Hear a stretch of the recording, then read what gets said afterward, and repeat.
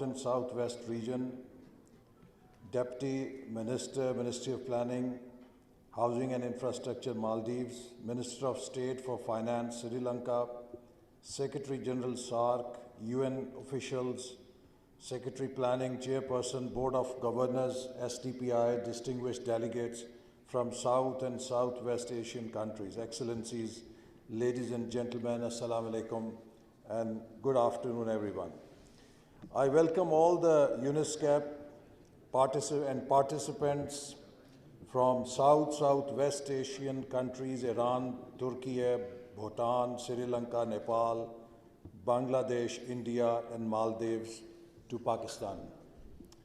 I'm hoping that my colleagues and friends from STI will be providing best hospitality to all of you. Thank you so very much for having me as UNESCAP's 6th South and Southwest Asia at this forum. Sustainable Development Agenda and South-South cooperation are globally agreed blueprints for peace and prosperity of the people and the planet. As the world is passing through unusual times, the innovative form of knowledge and experience exchange, technology transfer, emergency response, and recovery of livelihood and economies among the nations in the global South, particularly South and Southwest Asia, is of immense importance than ever. People and planet nowadays are going through persistent challenges posed by constant change and disruptions caused by geopolitics and economics, climate change, conflicts, pandemics, food and energy insecurities, high cost of living, shadows of a recession, rising poverty and inequality. Such disruptions have severely challenged the human development gains achieved so far by countries, including countries in South and Southwest Asia region. I said it at the High-Level Political Forum 2022 in New York, where we presented VNR 2022, that we are facing far more severe problem than COVID after Russia-Ukraine war. Supply chains are disrupted, wheat shortages have taken place, oil prices are higher, inflation is at unprecedented high level, and most of the developing countries are facing extreme balance of payment deficits. World helped developing countries in COVID, but during this crisis, the present crisis, which is not one of our own making, we did not ask Russia and Ukraine to go to war.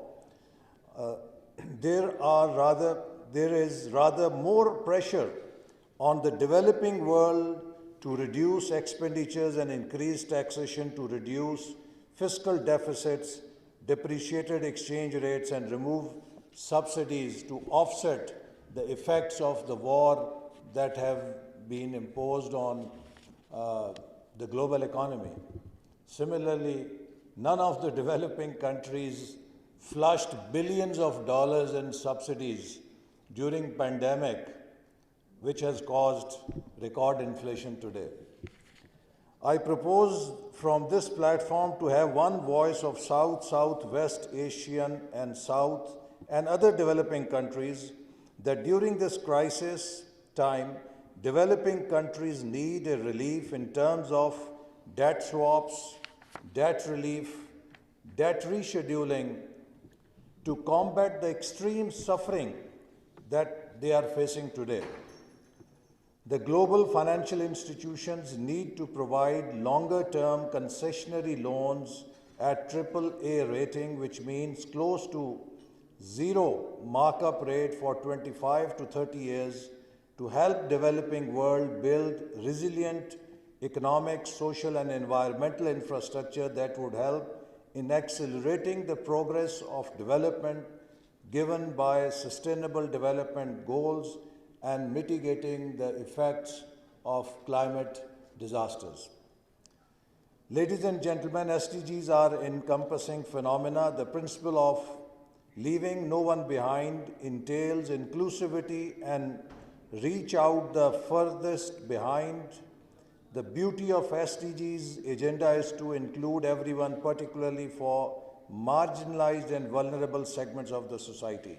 Given the great divergence across regions and countries in terms of development gains, economic recovery, access to cheap and long-term finance, innovation and technology transfer have further substantiated the urgency for scaling up efforts for integration of economic, social, and environmental dimensions to attain desired higher level of human development. Based on the principle of equity, furthest behind first, we have started a new development initiative in the first phase with rupees 40 billion for the least developed districts in Pakistan. The major intervention is based on asset building, universal cash transfers, education, health, and clean energy. These are the low-hanging fruits that we need to work on to accelerate the progress of SDGs. I believe we are among the first countries, if not first, which adopted SDGs as a national development agenda and established 7 specialized SDG support units at the planning and development departments at the federal and provincial governments. And not to mention that the Vision 2025 that we launched in 2014 already proactively included the SDG agenda, which was formally launched in 2015. The parliamentary task forces were constituted both at federal and provincial levels to oversee and support legislation of SDGs and establish SDG secretariats in the National Parliament for oversight and effective coordination and support. In the first 3 years, the implementation picked up speed. However, COVID-19 has factually reverted development gains followed by floods and other global shocks. The pandemic emerged as a health emergency affecting the economic and human crisis of immense proportion that affected communities and countries across the globe. The people were kept locked and economic and livelihood activities were disrupted, leaving millions of workers without any work, pushing them into poverty and hunger and plunging the global economy into the worst recession since 1930s Great Depression. The governments across regions, including Pakistan's response, aimed at building forward better through a large, people-centered, inclusive, and sustainable relief and stimulus, with increasing focus on social protection and income stimulus. Efforts are still lagging with respect to green, inclusive, and gender-sensitive programming to address multiple and intersecting deprivations. Ladies and gentlemen, South and Southwest Asia represents 26% of the global population and 44.1% of Asia-Pacific region. The sub-region GDP contributes 5.7% of global output and 15% of Asia-Pacific region.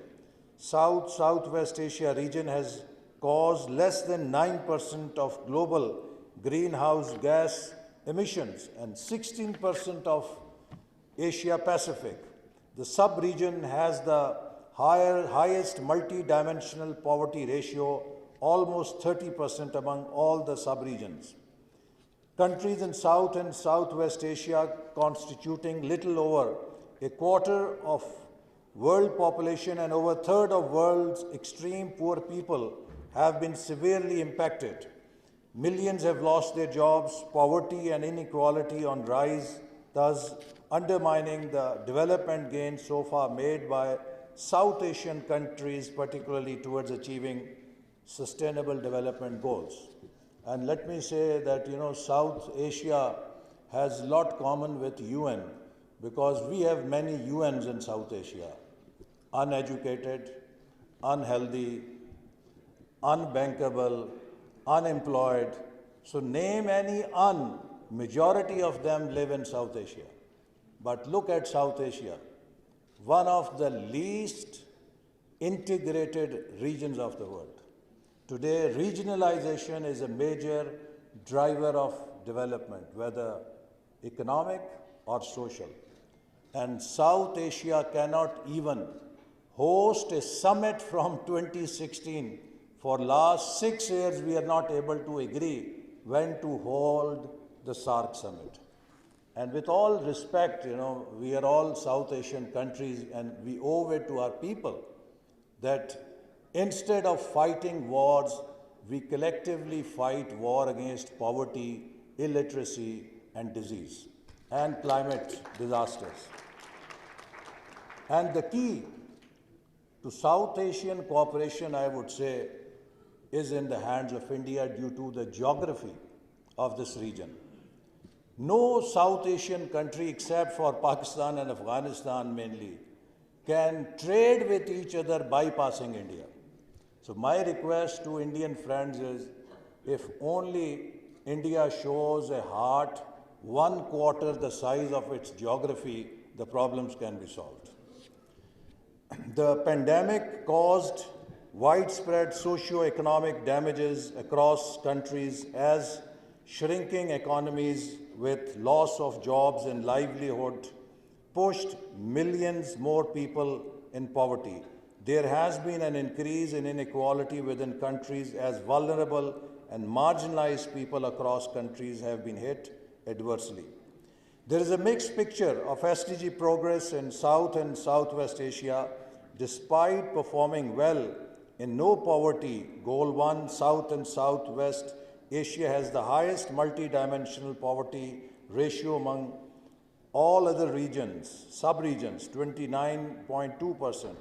In countries such as Pakistan and Bhutan, income poverty is relatively low, but multi-dimensional poverty is high, 38 and 37% respectively. South and Southwest Asia performed exceptionally well in providing electricity to people, which helped accelerate progress on affordable and clean energy, Goal 7. However, much more needs to be done to increase access and affordability of renewable energy and to also lessen the contribution of fossil fuels to protect our environments. This sub-region also made moderate progress on industry, innovation and infrastructure, Goal 9, mainly due to the rapid expansion of mobile network coverage and the volume of trade. However, this has come with increased carbon dioxide emissions from the manufacturing sector and a shrinking share of total manufacturing value added in production by medium and high-tech industry. The South and Southwest Asia sub-region has regressed in Goal 11, sustainable cities and communities. This is one of the fastest urbanizing sub-regions of the world.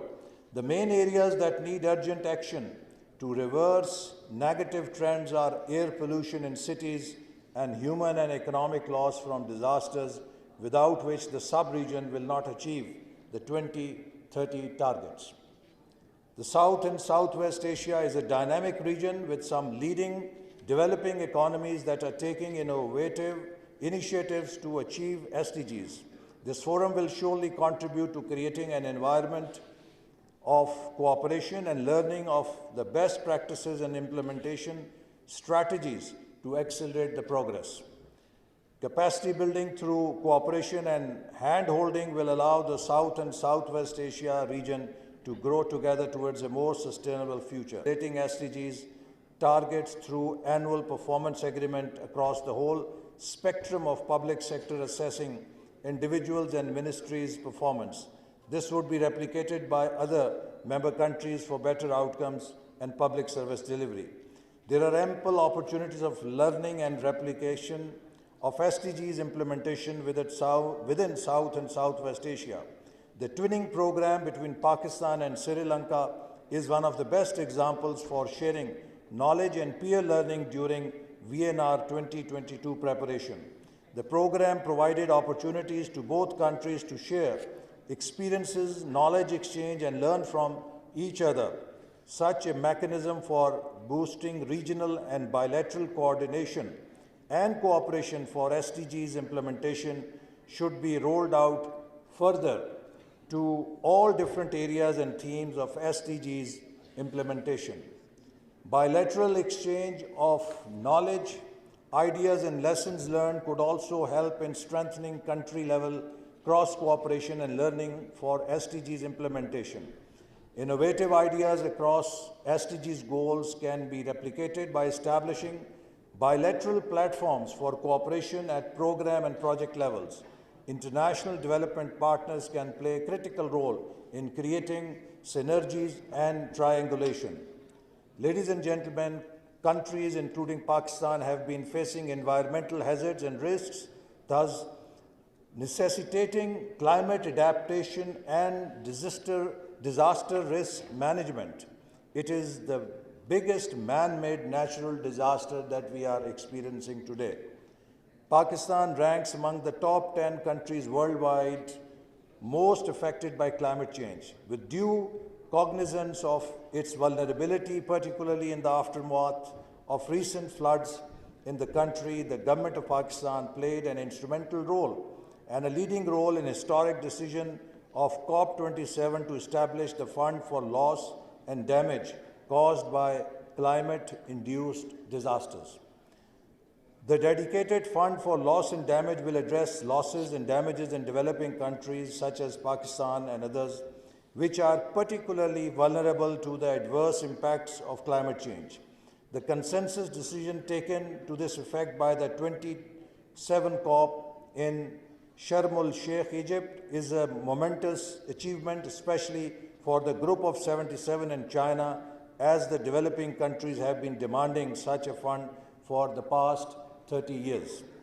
The 2022 floods have shown Pakistan's high vulnerability to climate change despite contributing less than 1% of global greenhouse gas emissions. And also Maldives is here with us on the panel, which runs the risk of sinking in the rising water of sea.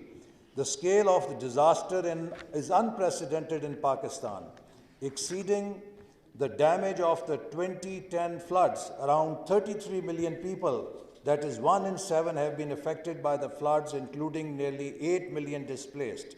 Rain-induced floods, accelerated glacial melt and resulting landslides, hill torrents, flash floods devastated millions of homes and key infrastructure, submerging entire villages and destroying livelihoods of millions of people.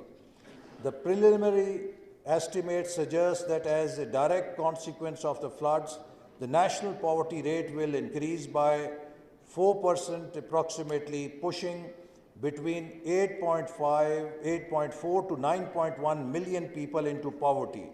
94 districts are declared as calamity hit, accounting for more than half of all districts in the country. Out of the 25 poorest districts in the country, 19 were calamity affected. Total estimated cost of damages, loss, and needs is estimated at $46.4 billion. The disaster will have profound impact on lives and livelihoods. Preliminary estimates of the post-disaster need assessment suggest that the national poverty rate will increase by 3.7 to 4 percentage points, pushing between 8.4 and 9.1 million into poverty, as I said, due to the consequence of this flood. Similarly, multidimensional poverty will increase by 5.9 percentage points, meaning that an additional 1.9 million households will be pushed into non-monetary poverty. Beyond the national average, poverty in the province of Sindh would increase by between 8.9 to 9.7 percentage points, and in the province of Balochistan between 7.5 to 7.7 percentage points. The recovery and reconstruction needs are likely to exceed Pakistan's available resources to rebuild itself in a sustainable and resilient manner. On August 30th, the government of Pakistan and the United Nations jointly launched the 2022 Pakistan Floods Response Plan, which highlighted the main humanitarian needs and outlined an action plan to respond to the immediate needs of the people. And we hope to organize on January 10th a conference of Friends of Pakistan for building a climate resilient Pakistan to help us raise funds to carry out resilient recovery, rehabilitation and reconstruction of the country's infrastructure to mitigate, not only rebuild the damaged infrastructure, but also to build a resilient infrastructure that can withstand future climate disasters. Ladies and gentlemen, it is widely pointed out in the recent UNDP report that the great finance divide has been a key driver of divergence in recovery across countries. With additional millions of people in poverty due to COVID, the divergence caused severe setback to SDGs implementation in many countries. With scarce resources and stifled flow of funds into the developing countries, this finance divide is going to widen further, thus would harm implementation of SDGs. With low investment to GDP ratio, Pakistan being a net importer of funds, however, due to multiplicity of reasons, access to long-term and cheap financing are becoming scarce. Pakistan offers multi-billion-dollar investment opportunities in sectors aligned with the SDGs, the sectors ranging from transport and logistics, renewables and alternative energy, healthcare, education and technology and communication and finance. CPEC, China-Pakistan Economic Corridor, also offers enormous opportunities in trade and transport logistics, skill development and developing regional value chains with Western China and Central Asia. Pakistan is committed to enhancing its social development performance and allocate funds to improve social outcomes. It has also proposed that a $1 billion SDG financing pilot program to demonstrate sustainable and innovative partnerships for shared prosperity, stability, and development in order to achieve the promise of Agenda 2030. Ladies and gentlemen, there is no denying the fact that the climate change, pandemics, and geopolitics have caused uptick in economic risks in the form of plummeting output, supply disruptions, and other climate change-related factors such as drought, floods, and extreme heat caused crop yield to fall and world commodity prices to shoot up. In this context, the regional platforms such as consortium of South-Southwest Asian countries require collective wisdom and efforts. The cross-country externalities impacting developing nations need to be addressed with